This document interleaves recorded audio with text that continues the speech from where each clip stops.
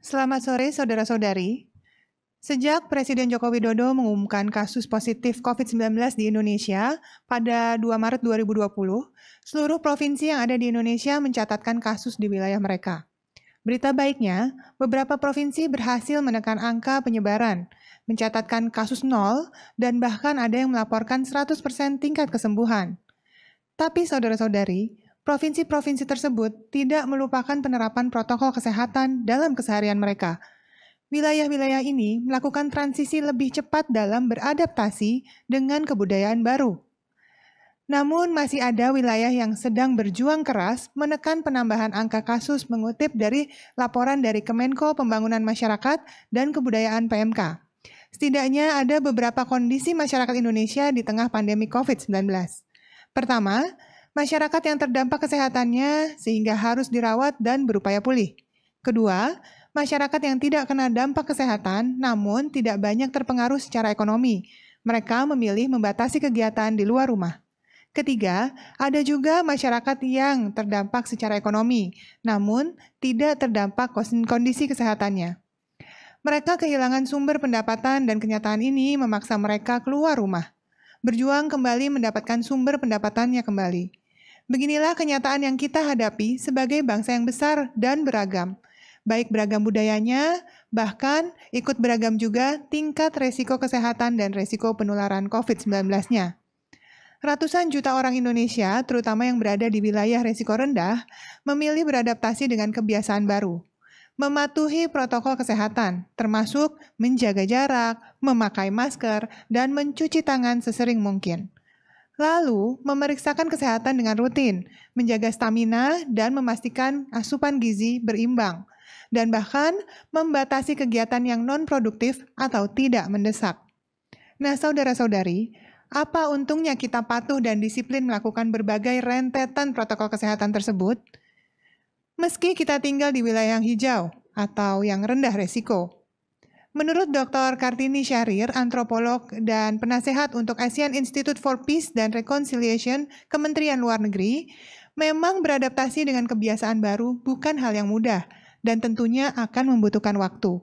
Apalagi apabila bertujuan untuk mengubah perilaku dan budaya masyarakat Indonesia.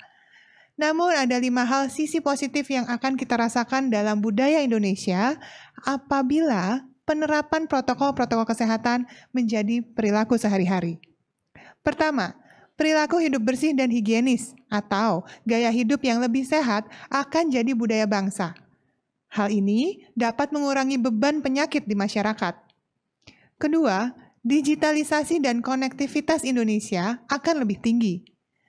Negara yang punya 13.000 pulau ini akan memprioritaskan komunikasi dengan digital. Dan oleh karena itu, penyedia layanan akan berlomba menyediakan yang terbaik dengan jangkauan yang terluas. Bahkan, konsultasi kesehatan pun akan mengutamakan telemedicine. Masyarakat baru saja akan beradaptasi dan lebih cepat pada perkembangan teknologi. Pada saat PSBB diberlakukan, kini kebiasaan komunikasi dan berkumpul di dunia maya tersebut sudah semakin membudaya. Ketiga, dunia yang lebih ramah lingkungan. Kini kita membatasi penerbangan yang perjalanannya jarak jauh, yang tinggi emisi karbonnya, bahkan mulai bersepeda kembali yang menjadi tren positif. Dalam beberapa waktu kita lihat langit kota kembali biru dan udara lebih segar dari beberapa tahun yang lalu. Maka saudara-saudari, adaptasi kebiasaan baru apabila sukses kita budayakan akan menghadirkan bukan hanya zona hijau yang minim penularan, tapi suasana segar nan hijau di perkotaan. Keempat, tentunya penduduk yang makin sehat, lingkungan yang makin hijau, konektivitas tinggi yang membuat kita semakin tidak berjarak dengan saudara-saudari kita yang dari Sabang, Merauke, Mangias, Rote, semua akan melahirkan pembangunan yang berkelanjutan. Pembangunan yang ramah masa depan. Kelima, solidaritas dan gotong royong. Ratusan miliar telah dikumpulkan. Puluhan ribu relawan bekerja dan ribuan dokter siap siaga 24 jam untuk memastikan COVID-19 tidak merajalela. Dari kader desa sampai dengan gugus tugas daerah, semua bergerak untuk memastikan kita menjaga keselamatan orang lain. Karena itu juga berarti keselamatan kita. Untuk kesekian kalinya, bangsa Indonesia menunjukkan jiwa kemanusiaannya lewat gotong royong yang masif di setiap tingkatan masyarakat. Bapak, Ibu, orang tua, mari kita menatap masa depan setelah pandemi, setelah budaya sehat semakin menjadi bagian dari jati diri kita. Visi Indonesia yang kita idam-idamkan. Oleh karena itu, seluruh lapisan masyarakat harus bergerak aktif sebagai bagian dari tanggung jawab bersama menuju Indonesia yang lebih baik, Indonesia yang lebih tangguh. Kita pasti bisa. Salam sehat dari saya. Untuk selanjutnya, saya persilahkan Bapak Dr. Ahmad Yuryanto menyampaikan kinerja data hari ini.